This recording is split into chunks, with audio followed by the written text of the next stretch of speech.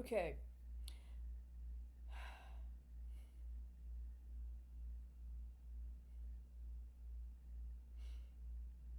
Did that deal that got hooked up between Russia and Belarus actually not get hooked up between Russia and Belarus, but got hooked up between Belarus and the Ukraine?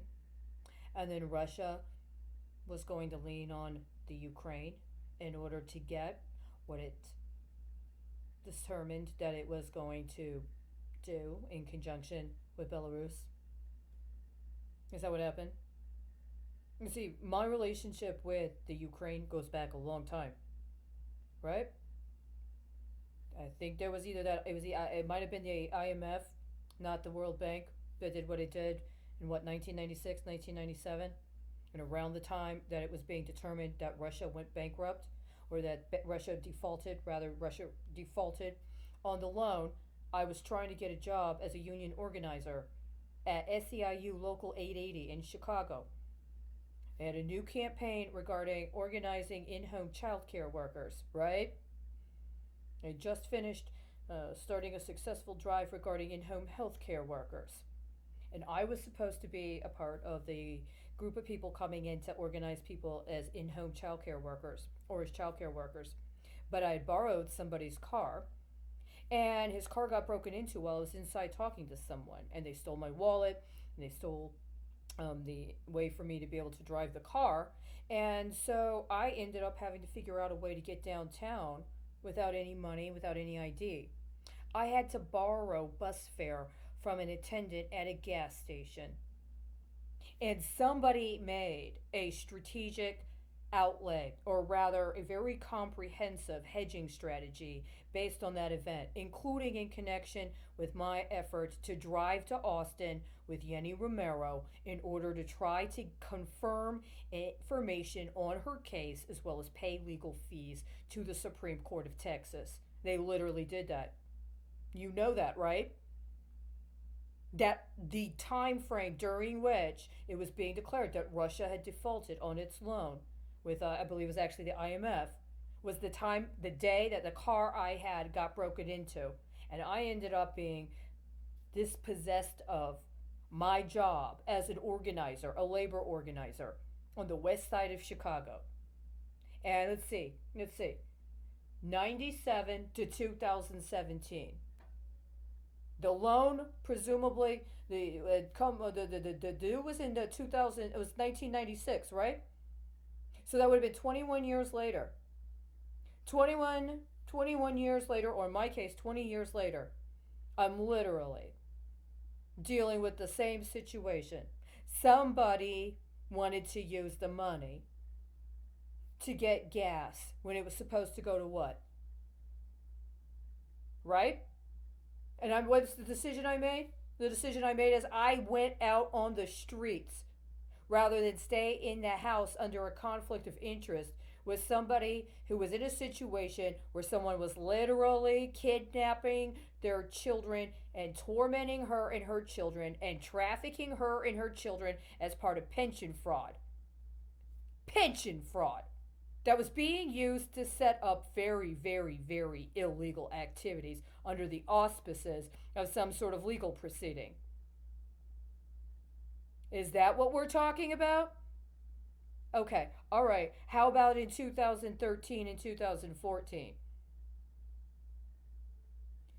Did or did I not literally get separated from my work arrangement at the Department of Public Health in San Francisco the day before an executive order placing sanctions on the Ukraine?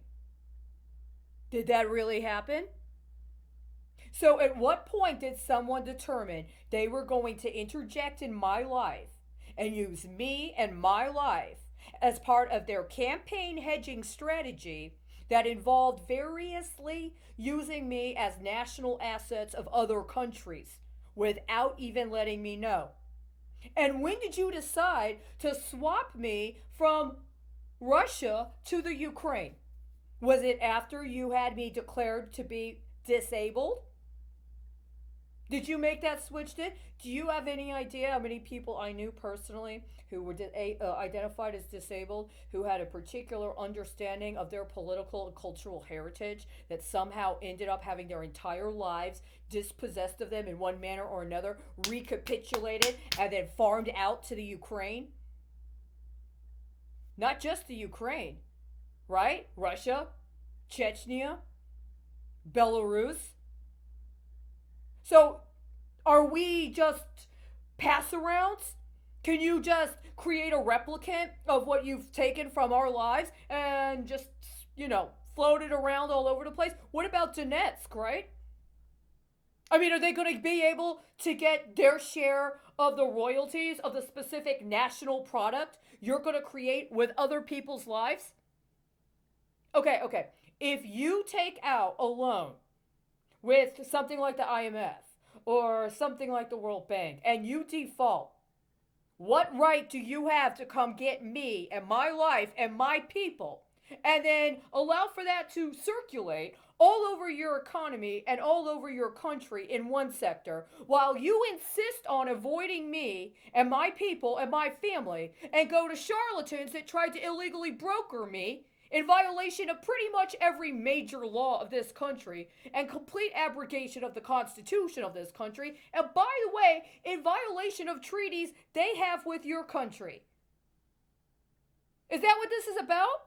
So, really, this bond has nothing to do with, this isn't about the Ukraine and Russia, is it? Is it about Belarus and the Ukraine? Or did you think you were a senior lien holder? That you had a pre-existing claim? And because nobody got around to telling me, there was no way I could assist you with your very important matter. Why did you aid and abet other people stealing my life and acting in completely irresponsible ways with it if so much of your national character and national economy was at stake?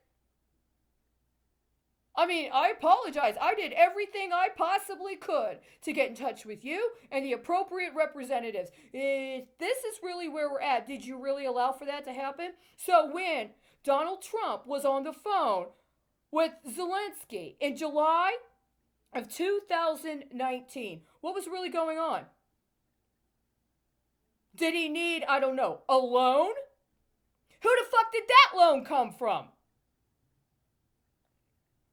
You guys aren't going any fucking where near what you're trying to fucking hook up right now in July. If you do, it's an act of fucking war on every one of your fucking countries. You have absolutely no right to go anywhere near it.